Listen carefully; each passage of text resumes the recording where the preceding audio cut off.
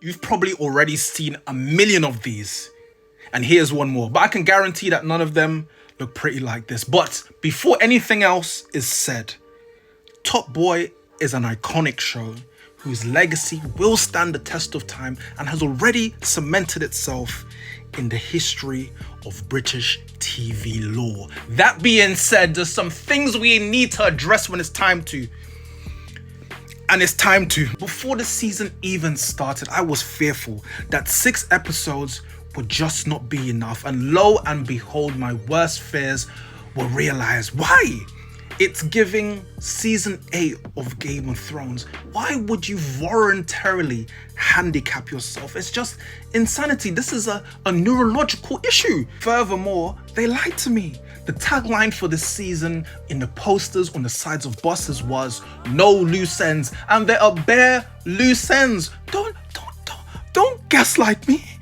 Don't do that. And I felt like the decisions a lot of characters made in this betrayed the characters that we've come to know. So the decisions just made no sense. They seem like completely different versions. For instance, Dushane killed Jeffrey and then proceeded to try and clean up the crime scene only with Dettol wipes on the counter and toilet duck on his hands, and just left the body there and went about his business. Have you never watched CSI before? And then after he was like, "Oh, raw, what? They think it's me." Yes, we think it's you. The DNA is everywhere. Let me calm down.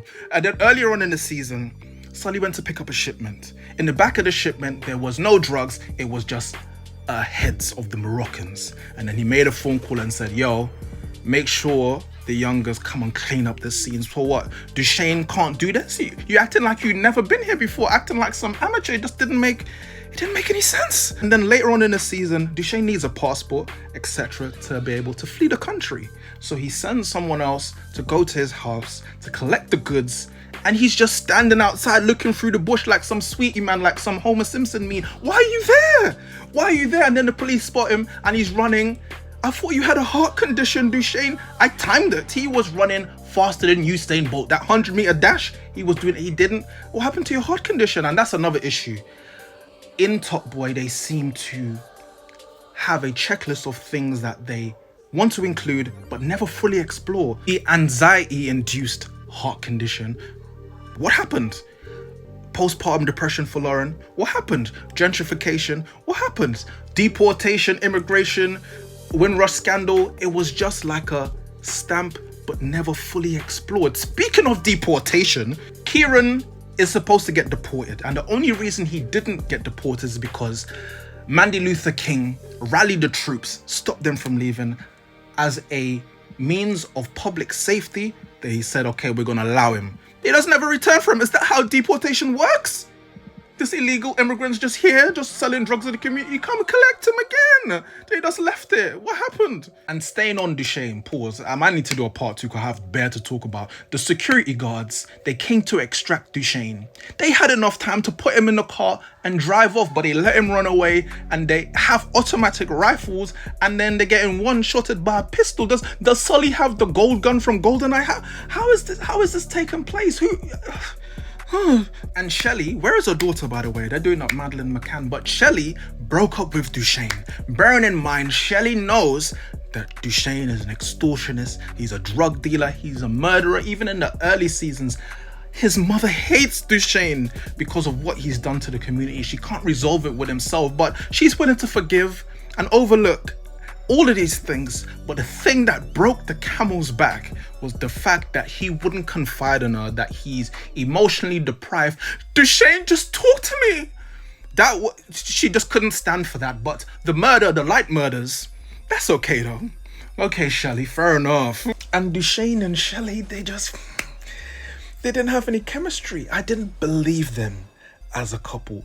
Jaime and Cersei Lannister are brother and sister, and they had more chemistry. Sully and the white lady who was hiding drugs for him in her yard, they had more chemistry. Sully's gun and the light skin who was putting the gun down his throat, yuck, they had more chemistry. And the storyline of the Irish gangsters, it was just pointless. It seemed more like a flex of the casting of Barry Keoghan as opposed to the storyline making sense. Either that, or they only had enough budget to include him for a certain amount of time and they were forced to kill him off, or it was just to include them to having an additional suspect into who killed Sully. Otherwise than that, it just didn't make any sense.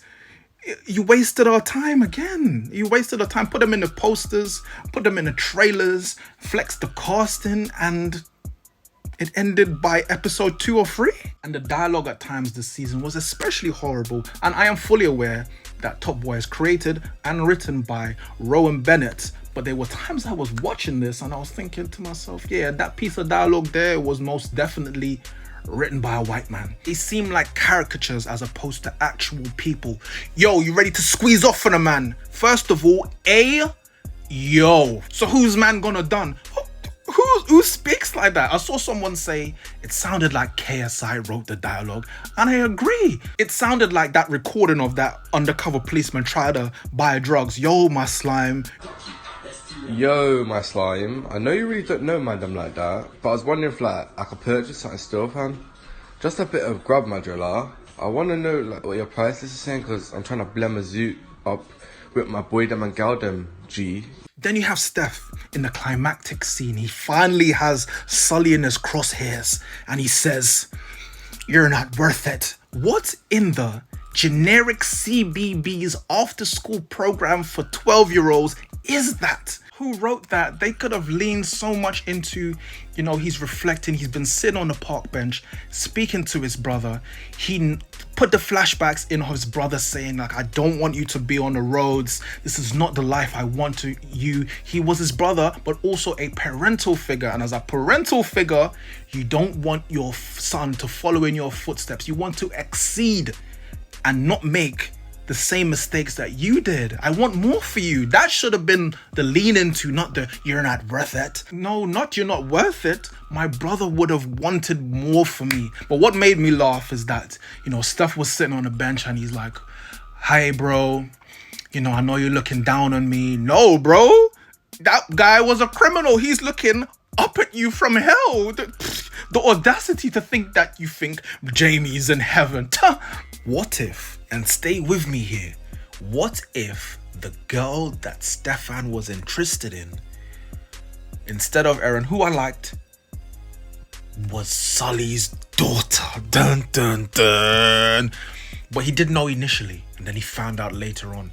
That would have created some delicious conflict. And what happened to Aaron? He's just in Leeds doing marketing. He left Stefan for dead. He didn't check on him once. Not even a FaceTime, not even a text.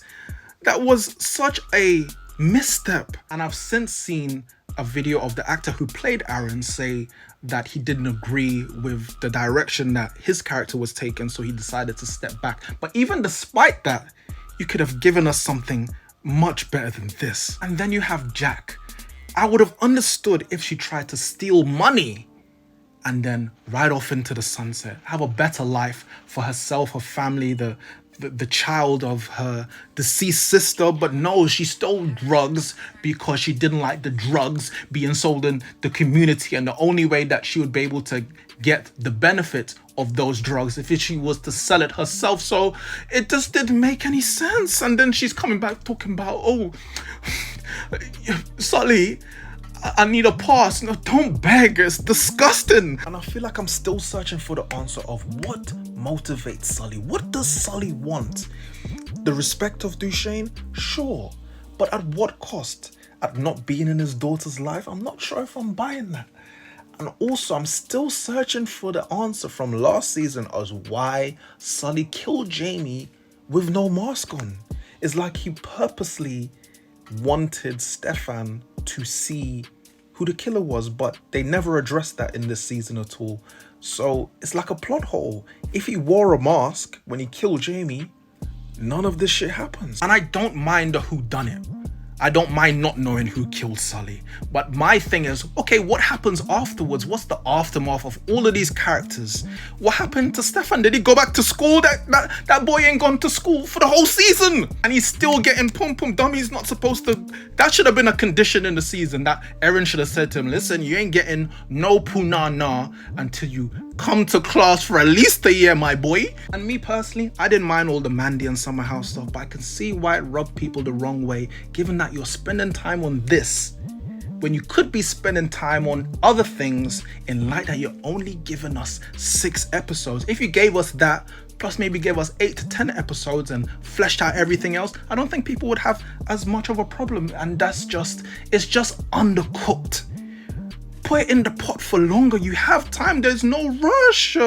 There's no rush. And I have to be clear, I'm only judging this show based on the very high standard it's set for itself and also by the standard set by its peers. For example, a show like Snowfall, which is by no means perfect, but it's similar in foundation, and in its final season, they rounded up things and ended it poetically. It was beautiful, so I don't see why we should not demand the same standards, again set by itself, just because it's Topboy.